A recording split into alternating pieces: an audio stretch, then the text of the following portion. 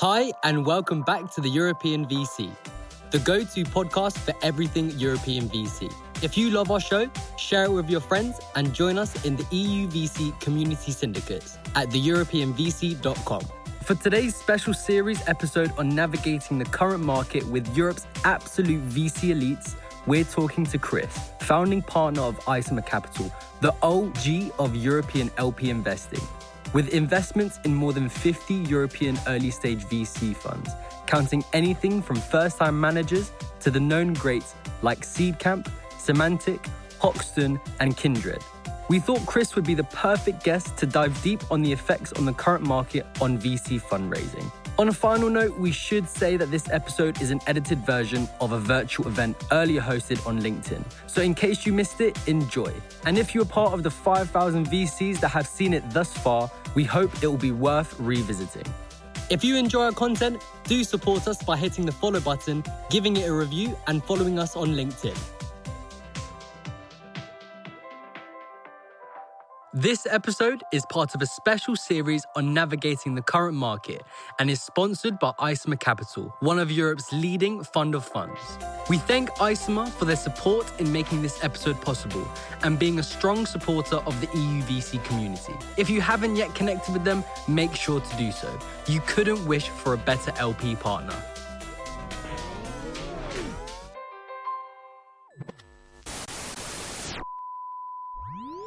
We've invited Chris because he's been around for some time in this industry, which is not very common in Europe. So we couldn't think of a better person to join us in talking about the topic of today. Chris, would you like to say hi to our audience today? I would. Good afternoon. I guess that's a fair approximation of where everyone is, but just in case, good morning. Chris, for people out there who don't know you and haven't had that pleasure yet, could you give us the quick pitch on who is Chris Wade? Well, I'm first and foremost an optimist. I'm a technology geek. Started my life in telecommunications, ended up building technology companies in the 90s, as we mentioned earlier. And I would summarize my 12-year experience as being an entrepreneur of everything that can go right about a company happened, but also most things that could go wrong, including a massive macro event called the 2001 internet bubble. Mercifully, we sold just before the next crisis happened with the global financial meltdown. And I have seen time and time again all the mistakes that I made, painfully made, and say, hey, I've seen this movie. I have a few things to say. That's not to say that I know everything, because clearly I do not. But I think about those mistakes I made as a young entrepreneur and the corrections I made. I would say that venture capital in those days was much less forgiving and much less of a mentor environment. So you learned on your own in many ways. And the segue to today in Isomer is GPs, particularly founding GPs, are entrepreneurs. They're founders. They're trying to create a business. You know, it's a business with a revenue stream with pretty minimal fees initially, and then it grows, hopefully, and it creates this wonderful thing. And I spend a great deal of time with GPs and the portfolio company just asking questions, because it's not our job to direct. It's not our job to tell VCs how they should be conducting. It's to observe, congratulate, and comment. Because, of course, we're here talking about 2021, but Joe and I started Isomer in 2015, where there were 20 unicorns in Europe. Today, you know how many there are. I know we're comparing 21 versus 22, and it's all a disaster, but boy, have we come a long way in European venture. And that's not us. That's everybody who's on this streaming event who have contributed and made that happen. Absolutely, Chris. So our first topic of today is current trends in the mindset of LPs that will affect your fundraise. And I'd love to start by asking you, when you see the headlines that, I just showed just before, What do you think as an LP looking at it? How does it shape your mindset? Some of us old Watsits, I'll call it that, it's a family show, right? Have been kind of wanting a little bit of a correction for some time. Because, my comment, why did I say FOMO has left the room? It wasn't a trivial comment. It was because we were going into FOMO land in 2021. And that's precisely what happened in 2000. And it wasn't just high-valued VC investments. It was major corporations, tech companies of major corporations buying companies that had little substance. It had gone crazy. And so a correction is useful. However, we must be prepared for the consequences. And the consequences, first and foremost, is all those beautiful write-ups may start to unwind a little bit if the company needs to fundraise. The second thing we think about is engaging with the GPs, talking to them on a regular basis. And I'm now talking about our portfolio and saying, how are you thinking about triage? You've got this amount of follow-on capital left. What are you going to do to that? And that's not to be prescriptive about the answer. It's just to understand the process and how they're thinking about it. And in some cases, connect to VCs. We're doing an event in early July where we're going to get some of the real people that were building VCs in 2000 and 2008 to talk about how you get through this. The second thing I would say that's really important is there's nothing wrong with changing your portfolio model at this stage. It is a model. It is for review. And so I think this continuous review as the market develops, because no one knows where this is going. All we have is a data point right now where we're all feeling a bit sad for ourselves, but we don't know where this goes. The final thing I would say is looking at the trend lines of 2001 and 2008-9, it took 12 months or thereabouts from the initial IPO correction to it affecting A rounds and seed and that early stage stuff. So in my mind, I think that there will be some inevitable correction at that super early stage. This is where we play. And that's something just to be thinking about. And because I'm an optimist and I can't possibly leave this conversation without a positive, there will be some beautiful investment moments where we can all really benefit. I'm curious, Chris, when you say it's okay to open up your portfolio model, it's okay, actually. How do you see both? What thoughts are you seeing your GPs coming with? Because I'm sure that you have had quite a few saying, Chris, can we consult with you on this? Could we have a chat? Both that, and then also, what do you reply? Well, first of all, the answer is yes. We are limited partners, key first word. We're there just to listen and to ask those sort of smart sort of questions. Look, the most important thing to understand is every single asset, whether it's public, private, how big it is, what sector it is in some way or other is involved in this correction. So the first thing is the person that says this doesn't apply to me. I have superhuman strengths. I have built an antibody wall against any negativity. Well, that's just, I'm afraid, just nonsense. There's a wonderful thing from a US VC, which I'm sadly just forgotten the name of, who talked about burn multiple, which is simply how much does it cost to make €1 million revenue? And if that is 2 million, then maybe it's time to think about how you're building your company, how you're building your sort of business. Now, this is unfair for super early stage companies who are still building that first critical customer relationship and first customer sort of revenue. But I think that there needs to be sort of a balance between growth, and actually just giving more time to not have to go back to the funding sort of market. I think, you asked a question about tearing up the fund model. What am I really trying to say here? What I'm trying to say is it may be best not to do those last 2 investments or 3 new investments and actually conserve that capital for ensuring that your most powerful, your most valuable companies actually do get out to the other side. And that's also what, it's you also speaking from experience from the 2000s, early 2000s, that is what was needed. Well, in 2000, because I knew that we had fundraised, it was like any fundraising protracted, it always is. I was hiring. And then literally 2 quarters later, I was having to have really difficult conversations with people. And it's horrible, but that is what we had to do. Just before joining this conversation, I think that we had an interesting talk about whether we're going to see VC shrink as well. I'd love to hear your thoughts on that.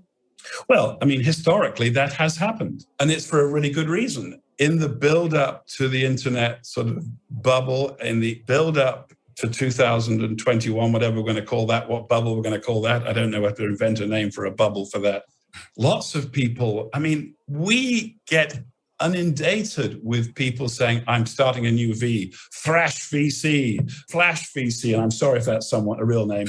That's not meant to be, and they're all saying, hey, look at this. This is an opportunity. This is fantastic. We must get in here. And they're smart people, but they come in at the very peak of the market and therefore it doesn't work. And, they would have just bought a bunch of assets at 60, 70x revenues, if there's any revenues at all, and it all falls apart. So it's slightly inevitable that will happen. And in a way, some would say, I suspect that that's good for the industry, that there is sort of a slight sort of clearing out of folks that had just sort of joined. Clearly, that is an extremely unhelpful comment to the very earnest new founder GP who's just trying to build their business and actually gets caught by this. Chris, we talked a bit about, what's going on and, it's kind of some parallelisms here. But I would like to ask you a more direct question here, as an LP, how has everything that's going on right now in the market shifted your mindset, particularly on 2 fronts? 1, new fund investments, and then 2, recommitting to a firm with new fund vintages that they're coming out with? Well, LPs like Isomer, long-term actors. And so therefore, we're not just in and out, to be clear. We make commitments to our GPs that we're going to be there for multiple funds because that's our business. Our business is to build really long-term partnerships and relationships that actually become very second nature as you do multiple sort of funds. So there's no course correction from that point of view. I think there is clearly a conversation to be had with our LPs as we go forward about to what extent they want us to be fully invested in the market going forward. The silver lining in all this, there will be a moment, and someone on this call is going to be smart enough to know exactly when it is, it's certainly not me, to say the stone has stopped dropping. The wind is picking up the stone. It's beginning to go in the right direction. And that is the point where you should be fully invested in the marketplace. And that is, there's every single bit of evidence to say, be invested at the worst sort of time is really important. The vintages of 2002, 2009 prove that point in venture and probably in private equity as well. So there is a balance here.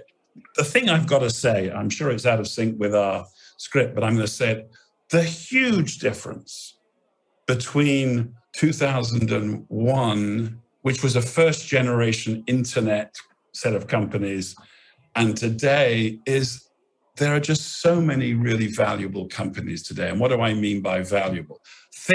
Companies that need to happen.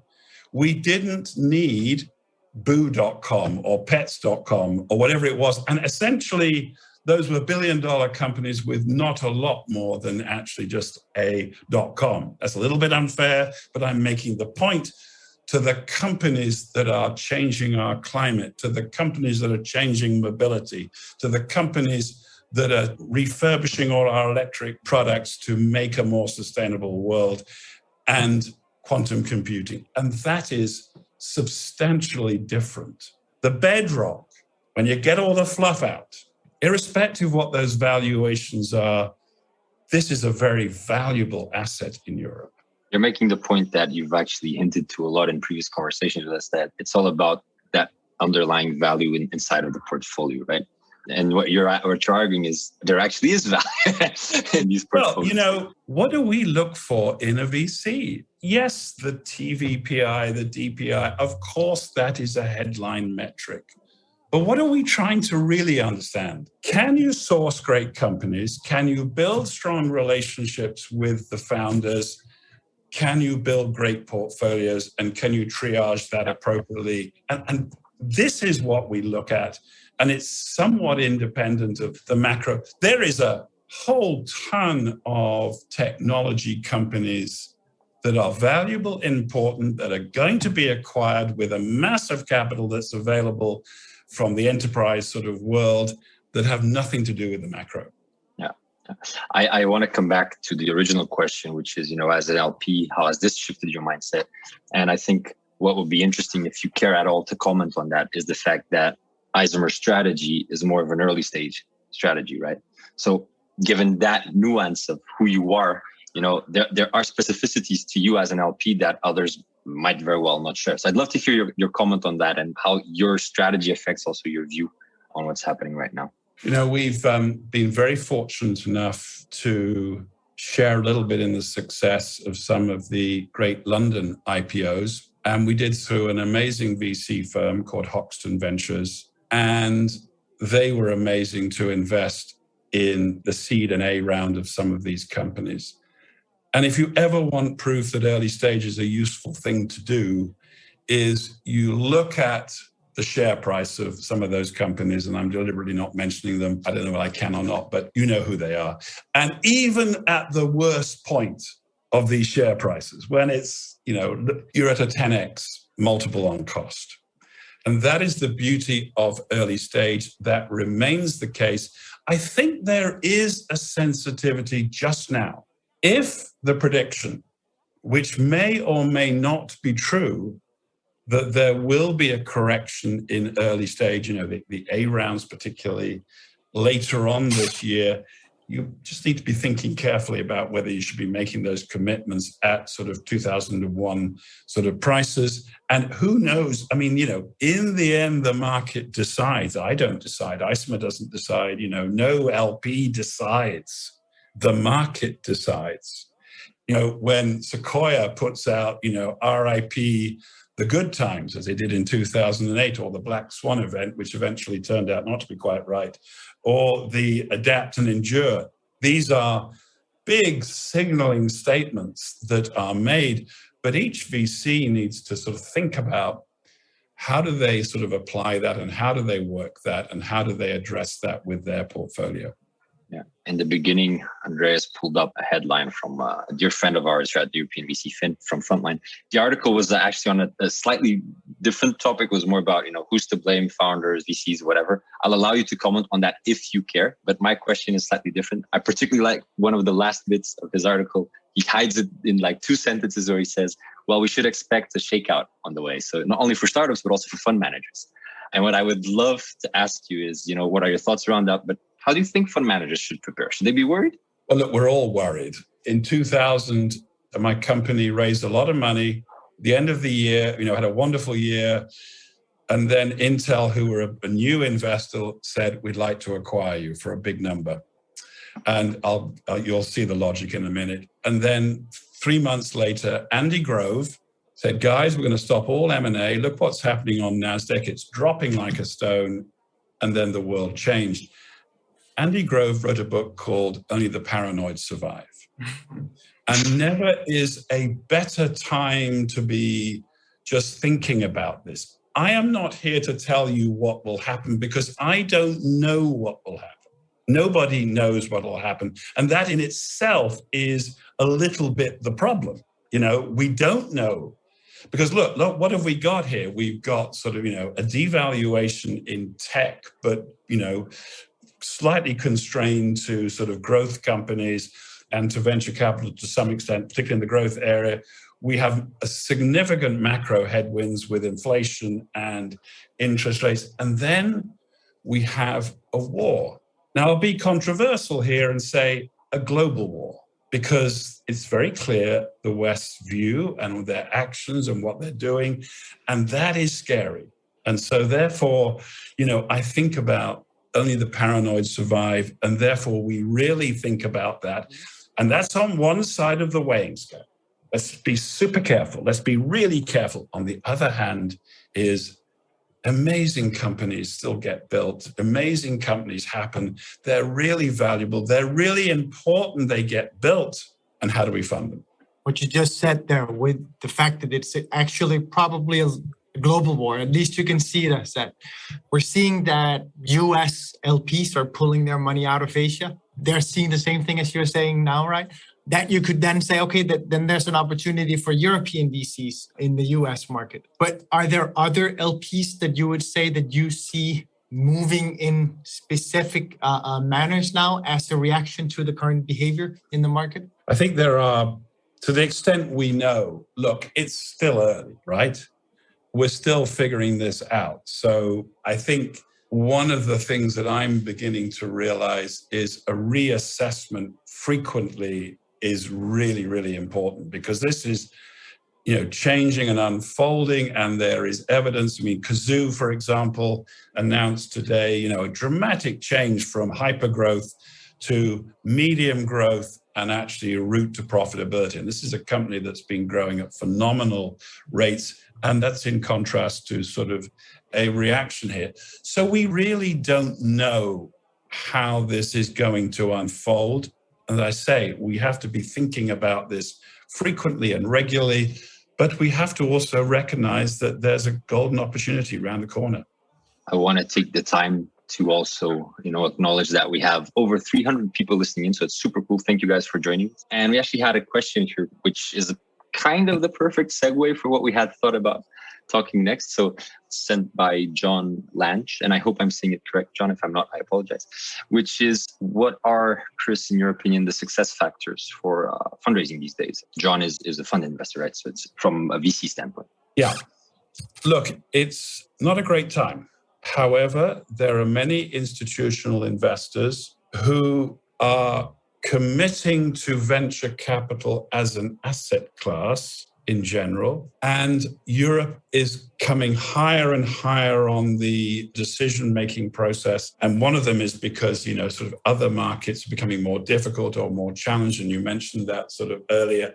So I think there is going to be a continuing significant amount of capital available from that quarter. Big institutions, endowments that need to deploy capital, and they deploy a certain amount to venture capital, and they're going to be doing that, and they'll be doing it. They'll be thinking about Europe slightly more than they did last year, which is a good thing from that point of view. So that's all good. What I think is going to become slightly more difficult, particularly if you're raising your second fund and you've raised your first fund, you've deployed it in a relatively short period of time, and the portfolio is too young. There is no real growth to talk about.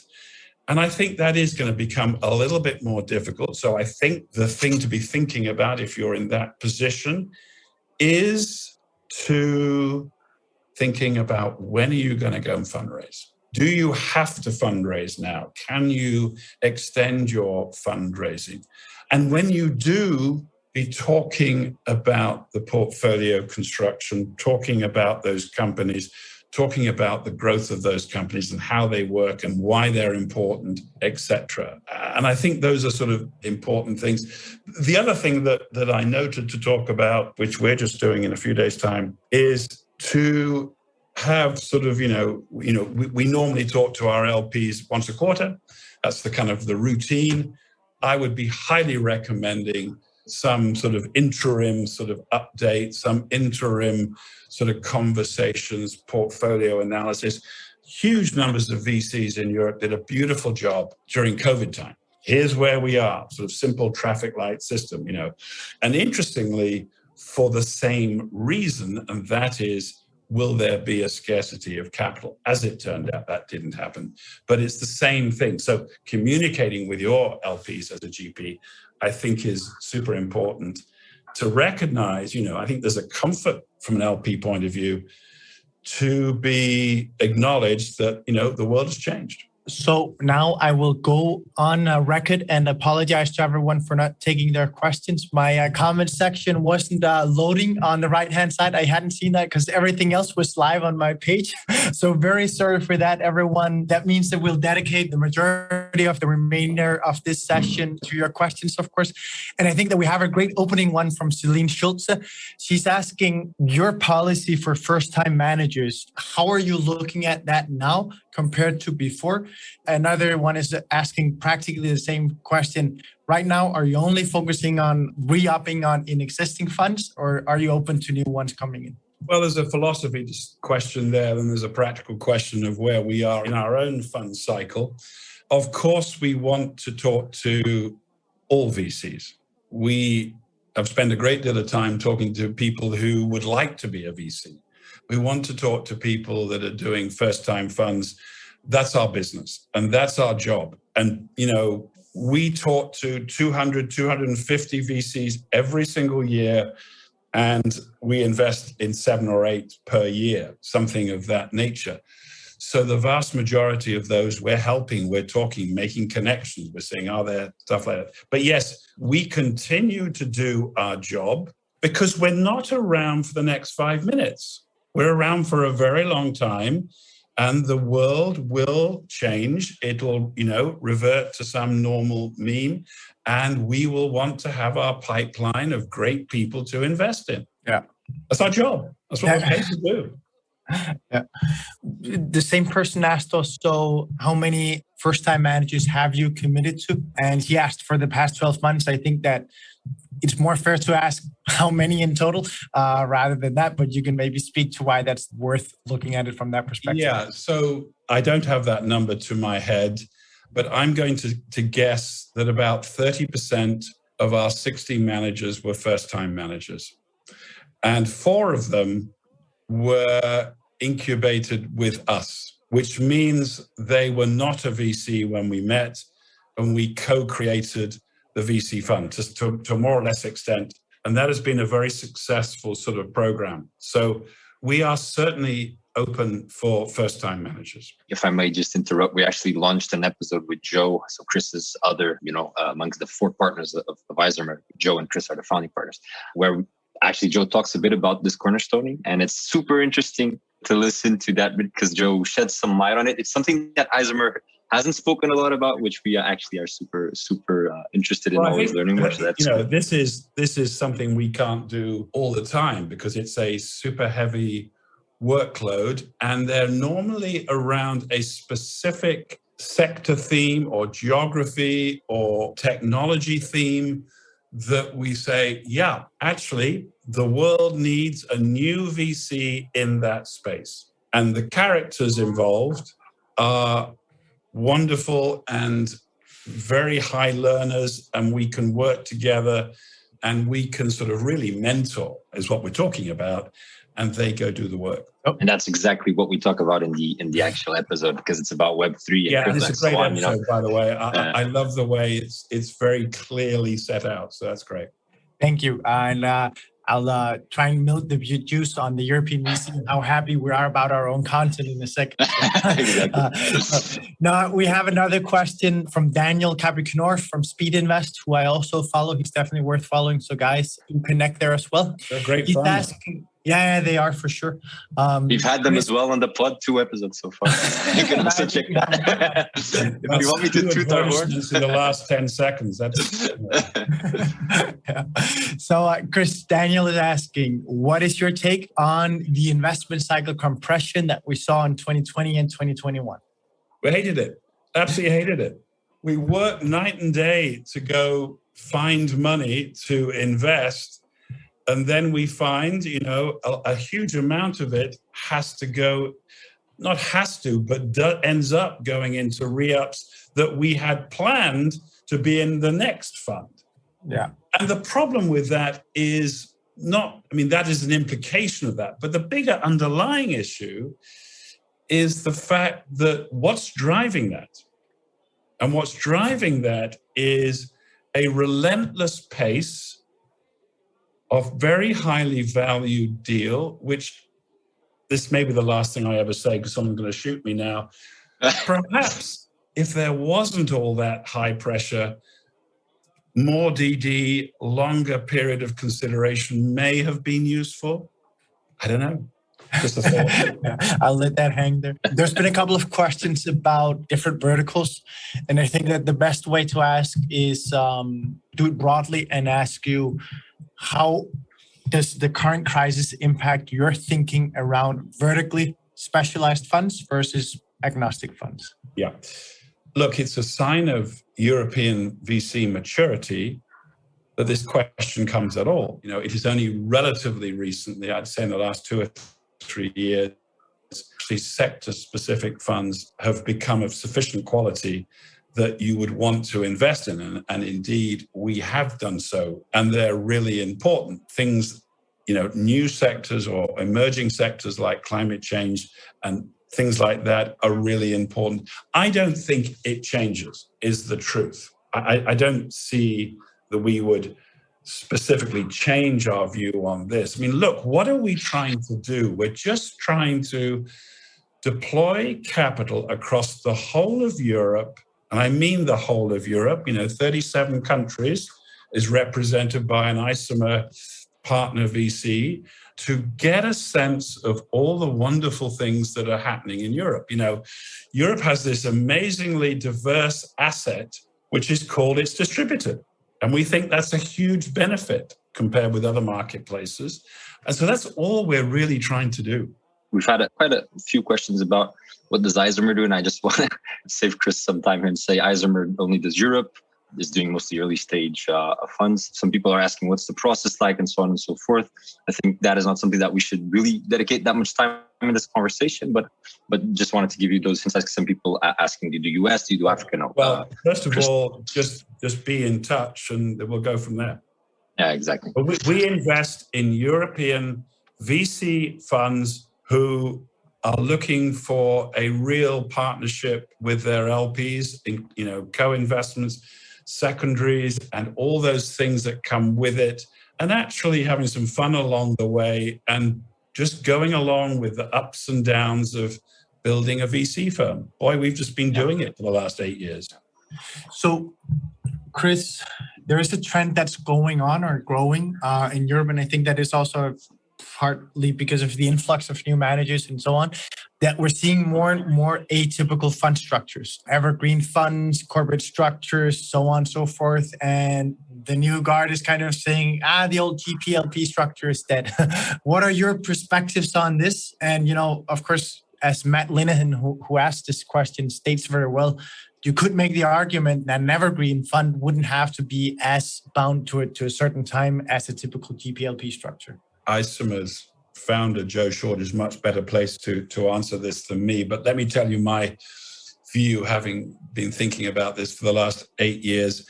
There's some really good reasons why you have that GPLP structure. However, we're in the business of innovation. So shame on us if we are not innovating as well.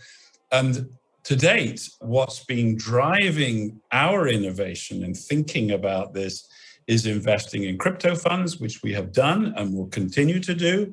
And so I would just simply say we are not constant. We're on an evolution. There are some really important, sensible, contractual things that you kind of need to have. And if people don't want to do that, go for it. No problem at all, just not with us. We're here to be tested on that point.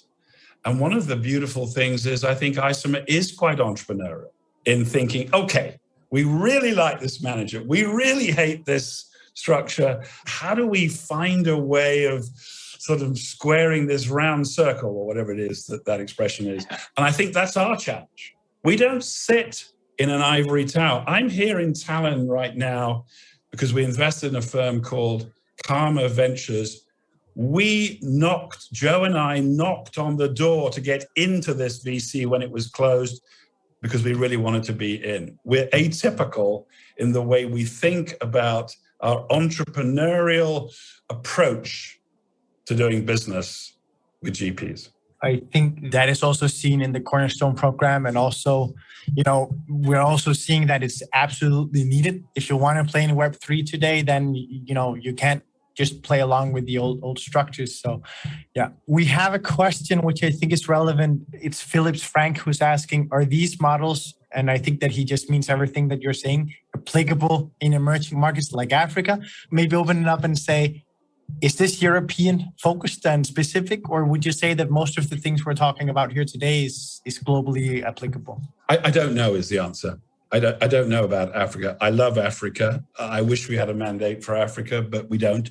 So no, I don't know. We take a lot of input from the US to see how that is evolving. But we're building our business around a European set of environments and wonderful VCs that we need to back, and we need to build our business around that asset. And that's just because that's big enough. Yeah. Chris, I want to ask you a question here that comes from Dr. Claudius Jablonka. Sorry if I'm pronouncing your name completely ridiculously. I am Danish and I am heavily weighed down by that heritage. So sorry, everyone. Claudius is asking, hi, Chris, which state do you find the most attractive pre-seed seed Series A in, consideration of the current market? And then he says in the end, do you encourage managers to refocus, e.g. shift early or even later? Well, the first answer to your question is yes. We like all those stages. We like that early capital that can be significantly more than just capital to the entrepreneur. And there's a lot of nonsense talked about that. I hope that we've backed managers who do that, because that's a really important point. One of our seminal questions in the beginning of a conversation with a GP is, what is the proposition to the entrepreneur? So I think that is, really, really important from that point of view. So one of the things that I hear Isomer sometimes bashing on other LPs, if ever on anything, it is on the point of whether you should tell managers to refocus or shift how they think about their investment strategy. Sorry, I completely forgot that question. No, look, it's not our job to do that. It really isn't. Remember the L word. Yeah, limited. I think that, Bill, extremely well. Look, it's not our job to do that. You are building what you're building. If we're lucky enough to fit in with what you're doing, great. It's not our job to recommend what you should be doing. Chris, please give us your top do's and top don'ts for managers in the current climate. I'm quite sure that you have some catchy one-liners that we can use there. Yeah, let's deal with the one don'ts. And the one don't is, don't ignore this current market condition. The do's, if you are a VC today, be in touch with your LPs, regular communications. Be thinking about your portfolio and the construction and where you go from here. Be thinking about, do you really need to go out fundraising after the summer in 2022? Or could you wait longer? What would be the implications of doing that? Clearly talking to the entrepreneurs about the consequences of this market condition. And I suppose the final thing I would just say is the market is not a constant. It is an ever-changing animal that we need to keep checking in with and keep understanding where we are, because it changes as quickly up and down. And that's really important for us to know. This is not the fashion industry. We're not saying it's all shit. It's all gone to hell in a handbasket. Go away for the summer and come back. We're saying, hey guys, it's changed a bit. Just think about if there's any implications for you. And let's ask the same question in the future and see how it evolves. Above all, make your own decisions. No LP should be telling you what. Oh, hang on. Sorry, I'm being told shut up. Never, Chris. No, I just want to take the time to say a few words. So there was a couple of questions that I actually purposely ignored, and I apologize for that. The reason I did that is that we actually had an LP Roundtable podcast episode with Chris, where we actually spoke of some of these questions that I have ignored. So I've decided to, focus on the stuff we hadn't spoken about. So if you Google or search European VC LP Roundtable Chris Waite, you'll get it. And we talk about some of these topics. Also, there was a question here about diversity and inclusion. I know that Isomer was actually involved in a report that came out last week, right, Chris, on women in VC. Can you just give us a quick rundown? Because there was a question here about how do you think about that and what are you doing to foster diversity and inclusion? And we think about it as Isomer a great deal. We have to fix this and stop talking about it because it's no longer an issue, and as soon as possible. Yeah. And to some questions out there, Isomer is quite responsive, to be honest, something that we find amazing. When you reach out to Isomer, you tend to get a reply. And if you don't, I'm sure it's because they're super busy. So everyone asking, how can we reach out? Well, just go to the website. Everything is there. And LinkedIn's and whatever. You'll be able to contact someone at Isomer for sure. If not, drop us a line and we'll be the annoying ones reminding them. we are a GP as well. We fundraise. And we hate the fact that you have a call with a potential LP and you get no response. And that drives us every single day. It's midnight, but there's new incoming emails that you haven't responded to. We all feel the necessity to give that response just because we know how we hate being treated. Exactly. And I cannot help but share some love again for Affinity. I remember everyone who was watching today that it is only due to them that this was possible. They're a good partner of ours at the European VC.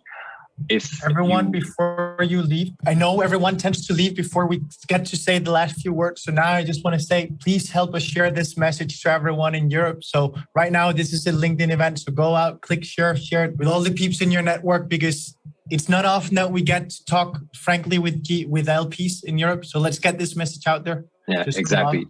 And if you'd like for us to do more stuff, whatever the topic is within VC, we are VC geeks and nerds and we love this industry. So shoot us some ideas, shoot us some challenge. We hope that we're up for it. If you enjoyed this and you don't follow us yet, we'd really appreciate that. And if you are not a listener of our podcast yet, we'd really appreciate that. And if you are a Gen Zer listening in, we just launched the podcast focused on Gen Zers. And I love how Andrea's voice braked when he said from Gen Zs to Gen Zs, if anyone noticed. And thank you, everyone, for being here. Thank you, Chris, for being here. And huge thank you to Affinity as well. Great. Good luck, everybody. Thank you for listening to this episode of the European VC, the go-to podcast for everything European VC. If you love our show, share it with your friends and join us in the EUVC community syndicates at theeuropeanvc.com. This episode is part of a special series on navigating the current market and is sponsored by Isomer Capital, one of Europe's leading fund of funds. We thank Isomer for their support in making this episode possible and being a strong supporter of the EUVC community. If you haven't yet connected with them, make sure to do so. You couldn't wish for a better LP partner.